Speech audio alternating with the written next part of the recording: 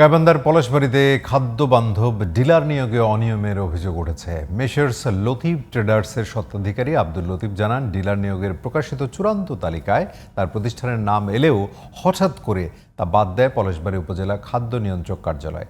অভিযোগ করেন, দুর্নীতি করে রাকিব ট্রেডার্সকে পরে দিয়ে দেয় নিয়োগ আদেশ। এদিকে খাদ্য নিয়ন্ত্রক কর্মকর্তা জানান, ভুলবশত চূড়ান্ত তালিকায় এসেছিল লতিফ ট্রেডার্সের নাম।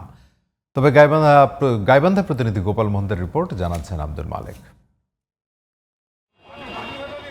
এবছরের ১৯ ফেব্রুয়ারিতে গাইবান্ধার পলাশবাড়ী উপজেলার ৮ ইউনিয়নে ২১ জন খাদ্যবান্ধব ডিলার নিয়োগে পত্রিকায় বিজ্ঞপ্তি দেয় পলাশবাড়ী উপজেলা খাদ্য নিয়ন্ত্রকের কার্যালয়। এতে ৮২টি ব্যক্তি বা প্রতিষ্ঠানের আবেদন করলে ৯ জুলাই ২১ জনকে ডিলার নিয়োগের আদেশ দেওয়া হয়। এ তালিকায় ছিল মোহনপুর ইউনিয়নের ঘোড়াবান্ধা বাজারের মেসার্স লতিফ ট্রেডার্সের নামও। তবে হঠাৎ করেই বাদ দেওয়া হয় মেসার্স লতিফ ট্রেডার্সের নাম। অনিয়ম করার কারণে ৪ দিন আসেনি অফিসে। আসার পরে আমি জানতে পারলাম যে আমার এই নিয়োগ বিজ্ঞপ্তিতে আমার নাম আর নাই। সম্পূর্ণ টাকার উপর বাণিজ্য হয়েছে এটা, এই নিয়োগপত্র। লিখিত অভিযোগ করছি, আমি আইনের জন্য আমার ডিলারশিপ পাওয়ার জন্য আমি আবেদন করছি। নিয়োগে ভুল হওয়ার বিষয়টি স্বীকার করে উপজেলা খাদ্য নিয়ন্ত্রক কর্মকর্তা মুমিনুর রশিদ সিদ্দিকী।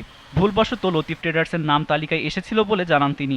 টাইপিং মিস্টেকের কারণে আসছে এবং এটা সেদিনই সংশোধনী দিয়ে একই তারিখে সরকারি প্রতিস্থাপিত দিয়ে এটা ঠিক করে দেওয়া হয়েছে। খাদ্য অফিস থেকে বলা হয়নি যে আপনি ট্রেজারি করেন, কারণ উনি আমাদেরকে বিব্রত করার জন্য, আমাদেরকে প্রশ্নবিদ্ধ করার জন্য সেই কাজটা করছে।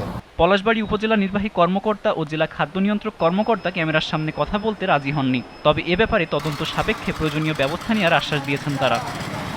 আব্দুল মালেক, জিটিভি নিউজ।